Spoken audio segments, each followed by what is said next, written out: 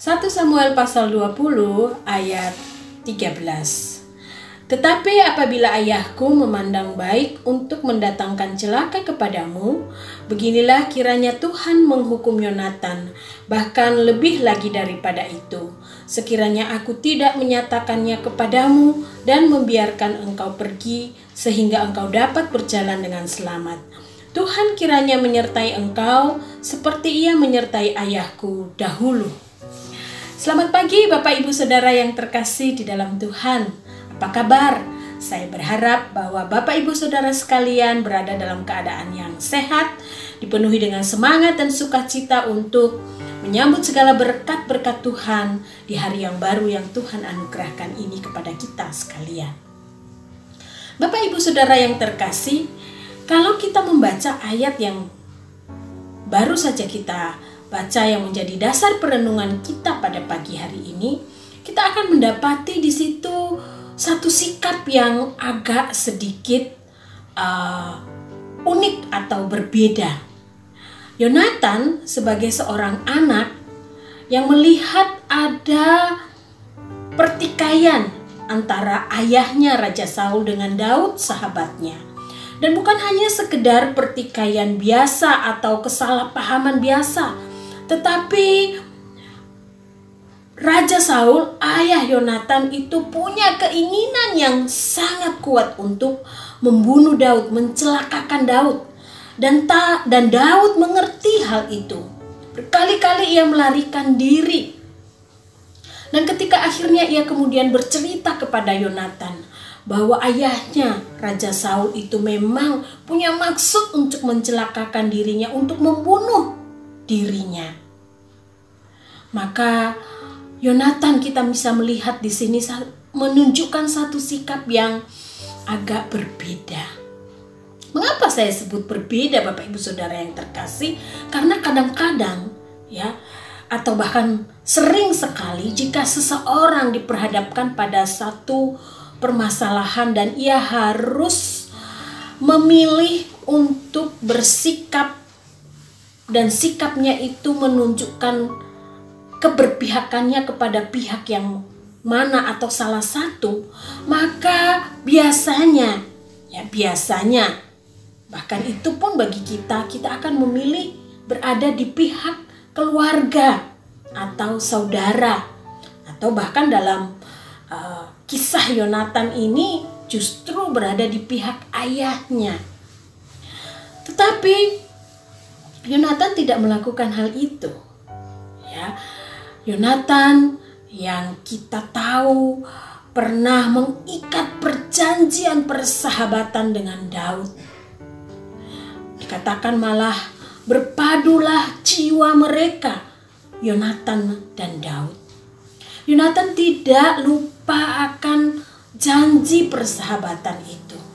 Yonatan bersikap membela Daud dengan berkata bahwa kalau ayahku memang punya niat yang jahat, yang tidak baik itu kepadamu, masakan aku tidak memberitahukannya kepadamu dan membiarkan engkau pergi dengan selamat.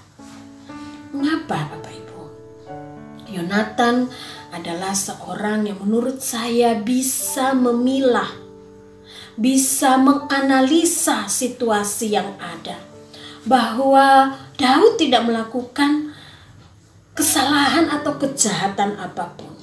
Dan bahwa apa yang dilakukan oleh ayahnya adalah suatu hal yang jahat.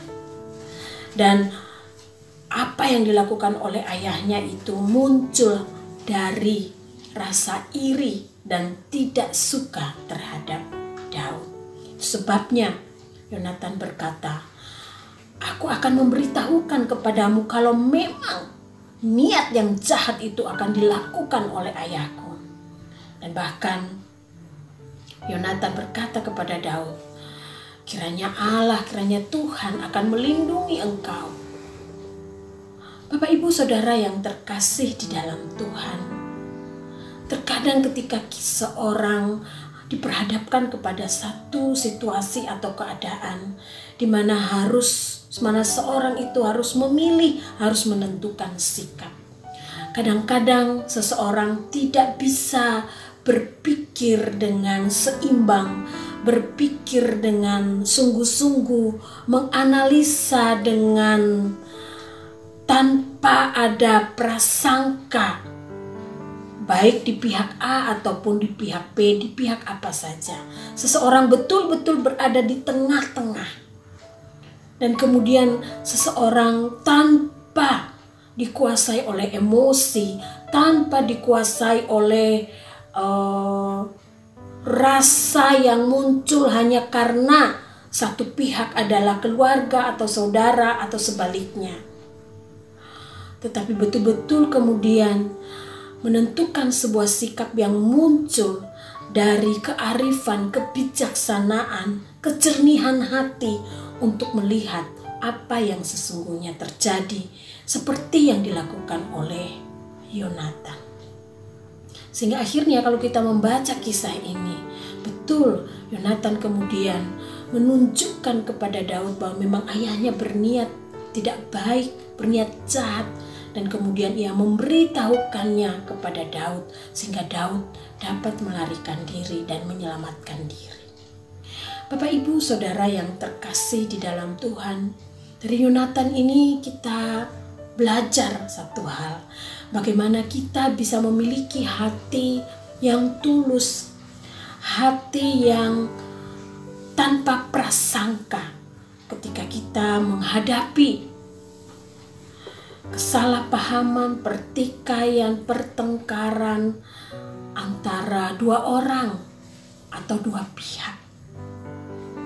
Kita bisa dengan tulus hati dan kejernihan hati kemudian mempelajari, kemudian menganalisanya, dan kemudian kita bisa kemudian mengambil sikap tanpa mendiskreditkan satu pihak atau hanya memihak satu pihak tanpa pertimbangan apa-apa hanya karena dorongan emosi saja. Yonatan memberikan satu teladan sikap yang baik bagi kita. Bukan berarti bahwa kita kalau sudah bersahabat kita membela sahabat kita mati-matian, tidak. Tetapi satu sikap, satu ketetapan hati untuk mau melihat dengan jujur, melihat dengan sesungguh-sungguhnya apa yang sedang dihadapi, dan kemudian kita bisa menentukan sikap apa yang kita ambil. Bapak, Ibu, Saudara, tidak mudah dalam kehidupan kita setiap hari. Bukan hanya kita memilih menentukan sikap, tetapi juga mengambil keputusan-keputusan. Firman Tuhan pagi hari ini mengingatkan kita bahwa kita harus betul-betul meminta hikmat dari Tuhan. Dan betul-betul menyediakan hati kita.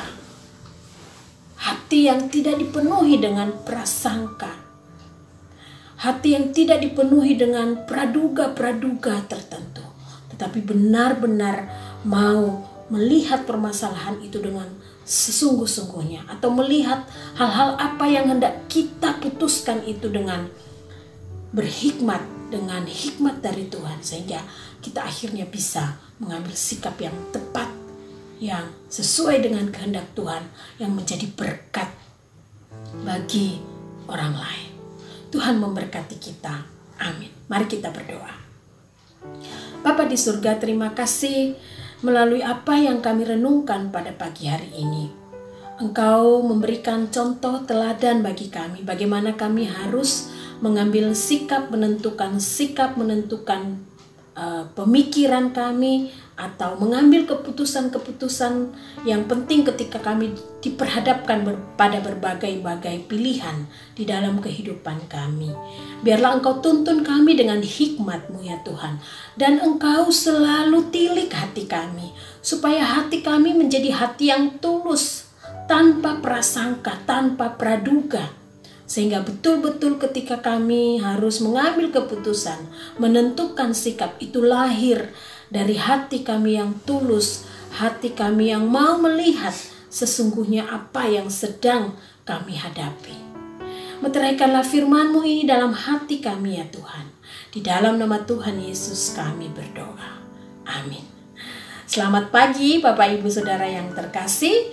Selamat melangkah di hari yang baru yang Tuhan anugerahkan ini. Selamat menjadi berkat bagi orang-orang di sekitar Bapak Ibu Saudara sekalian.